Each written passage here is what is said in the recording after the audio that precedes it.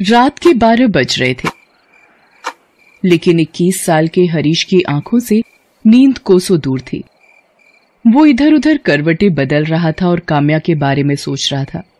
फिर उसने अपना मोबाइल निकाला और मोबाइल की गैलरी में काम्या की तस्वीर को जूम करके देखने लगा। जैसे जैसे काम्या की तस्वीर बड़ी और नजदीक होती जा रही थी, उसकी सांसें तेज हो रही थी और दिल की धड़कन भी बढ़ रही थी। उफ, कोई इतना खूबसूरत कैसे हो सकता है? ऐसा लगता है कि ईश्वर ने टाइम निकालकर इन्हें बनाया है। काश ये हमेशा के लिए मेरी हो जाए। काम्या के बारे में सोचते हुए हरीश को कब नींद आ गई, उसे पता ही नहीं चला। 35 साल की काम्या बहुत ही खूबसूरत थी। उसका गोरा रंग, घुंघराले काले बाल और बड़ी बड़ी आंखें, जो भी उसे देखता देखता ही रह जाता। माँ, मैं कॉलेज जा रही हूँ। आज कॉलेज में कुछ जरूरी मीटिंग है, इसलिए जल्दी पहुंचना होगा। अरे नाश्ता तो कर ले। माँ, मैंने चाय पी ली है, कैंटीन में कुछ खा लूंगी। काम्या अपनी माँ के साथ दिल्ली में रहती है। काम्या ने अब तक शादी नहीं की थी। वो दिल्ली के ही एक कॉलेज में इकोनॉमिक्स की प्रोफेसर थी। अपने सब्जेक्ट में वो बहुत ही माहिर थी, इसलिए कॉलेज के प्रोफेसर के साथ साथ स्टूडेंट्स भी उसे बहुत मानते थे। काम्या आज भी अपने स्टूडेंट्स की क्लास ले रही थी। उन्हीं स्टूडेंट्स में हरीश भी था, जो उसे घूर घूर कर देख रहा था और मन ही मन उनके बारे में कुछ सोच रहा था। इकोनॉमिक्स जैसे बोरिंग सब्जेक्ट्स को भी काम्या मैम कितना इंटरेस्टिंग बना देती हैं। ये खुद भी तो इतनी इंटरेस्टिंग है कि इनसे पीछा छुड़ाना मुश्किल हो जाता है। हरीश काम्या मैम के ख्यालों में खोया हुआ था। तभी काम्या ने उससे एक सवाल पूछा। अब हरीश का ध्यान उनकी पढ़ाई पर रहता तब तो वो जवाब देता। उसका ध्यान तो काम्या मैम पर था। हरीश, क्या बात है? तुम्हारा ध्यान कहाँ रहता है? मैं जब भी तुमसे कोई सवाल पूछती हूँ तुम इधर उधर देखने लगते हो। वो मैम, मैं इधर उधर नहीं देख रहा था, मैं तो आपको ही देख रहा था। आपसे नजर हटती कहाँ है मैम? उसके ऐसा कहते ही पूरी क्लास हंस पड़ी। हरीश, ये तुम क्या कह रहे हो? मैम की डांट सुनते ही हरीश को अपनी गलती का एहसास हुआ और उसने अपनी बात को बदलते हुए कहा, सॉरी मैम, मेरा मतलब वो नहीं था। मैं तो ये कहना चाह रहा था कि आप इतना अच्छा पढ़ाती हैं कि कोई कहीं और कैसे ध्यान दे सकता है। अच्छा ठीक है, तो फिर मेरे सवाल का जवाब दो। उसी दिन की बात है, लंच का समय खत्म हो गया था। हरीश स्टाफ रूम के बाहर काम्या मैम का ही इंतजार कर रहा था। जैसे ही मैम स्टाफ रूम से निकलकर दूसरे क्लास की ओर बढ़ी, पीछे से हरीश ने उन्हें टोकते हुए कहा, एक्सक्यूज मी मैम। हरीश, तुम यहाँ? तुम्हें तो अपनी क्लास में होना चाहिए। मैम, वो मुझे आपसे कुछ बात करनी थी। मुझसे? हाँ बोलो, क्या बात है? उसके बाद हरीश ने डरते डरते धीमे से काम्या मैम से कहा, मैम, मैं आपसे ट्यूशन पढ़ना चाहता हूँ। ट्यूशन? पर मैं तो ट्यूशन नहीं पढ़ाती। तुम्हें कोई भी प्रॉब्लम है तो तुम मुझसे यहीं पूछ लो, मैं उसका सोल्यूशन दे दूंगी।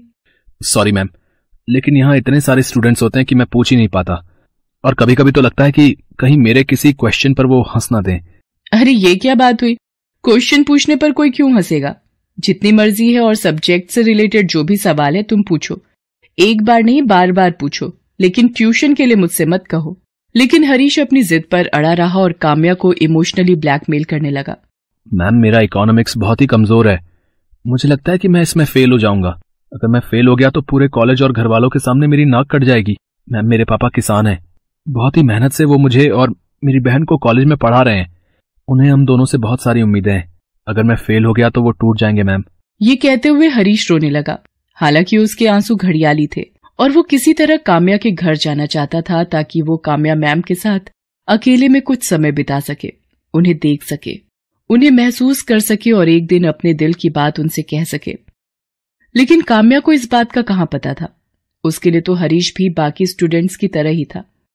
आखिरकार काम्या ने उसे 1 घंटे घर पर ट्यूशन देने की बात कही।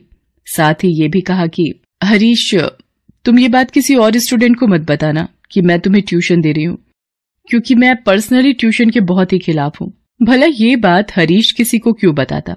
हरीश अगले दिन से ही काम्या मैम के घर ट्यूशन पढ़ने जाने लगा। हरीश को काम्या के घर जाते हुए 1 हफ्ते हो गए थे।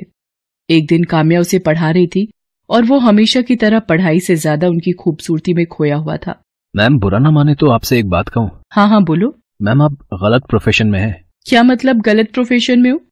तुम्हारे हिसाब से मुझे किस प्रोफेशन में होना चाहिए था? मैम, आप इतनी खूबसूरत हैं कि आपको तो हीरोइन होना चाहिए था। कसम से, फैंस की लाइन लगी होती है आपके घर के बाहर और उन फैंस में मैं सबसे आगे होता।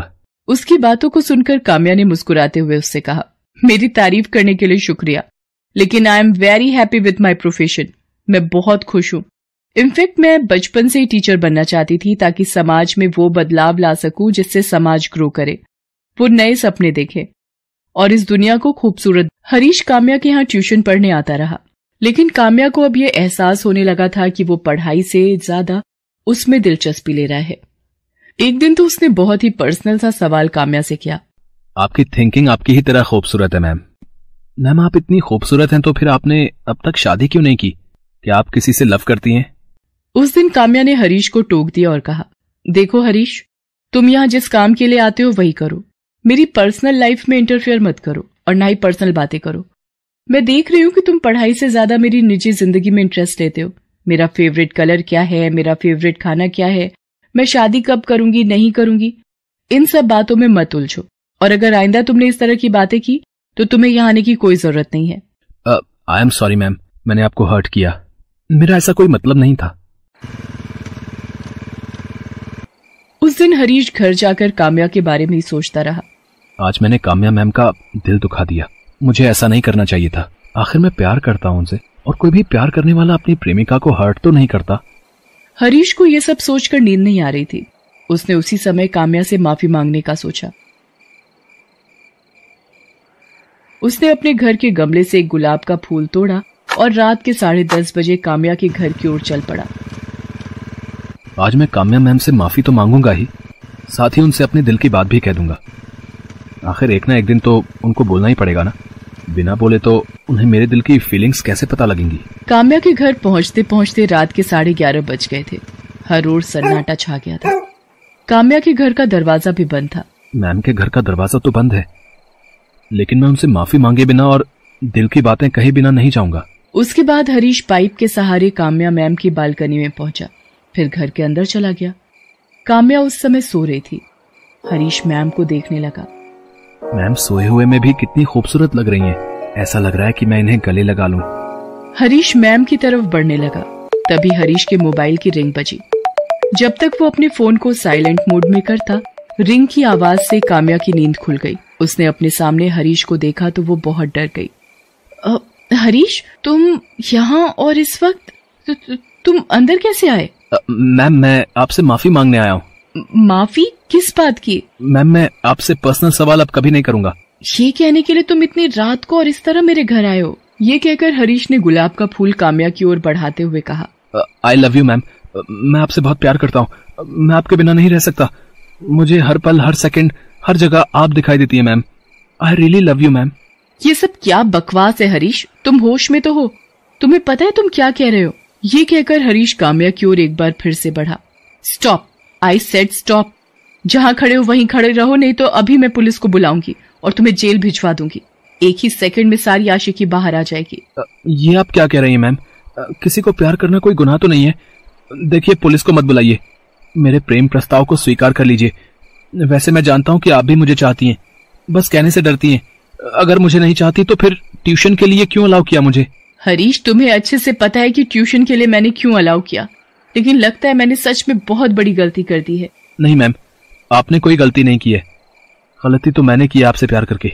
पता नहीं इस दुनिया में प्यार को इस नजर से क्यों देखा जाता है। सभी कहते हैं कि एक दूसरे से प्यार करो, फिर कंडीशन लगाने लगते हैं। प्यार कंडीशन से नहीं होता है, लेकिन उसकी सीमाएं तय हैं हरीश। मान लो कल को कोई इस तरह तुम्हारी बहन के कमरे में घुस जाए और उससे बदतमीजी करे, उसे जबरदस्ती प्रेम प्रस्ताव दे दो, तुम क्या करोगे? कोई मेरी बहन के कमरे में घुसेगा तो मैं उसे जान से मार दूंगा।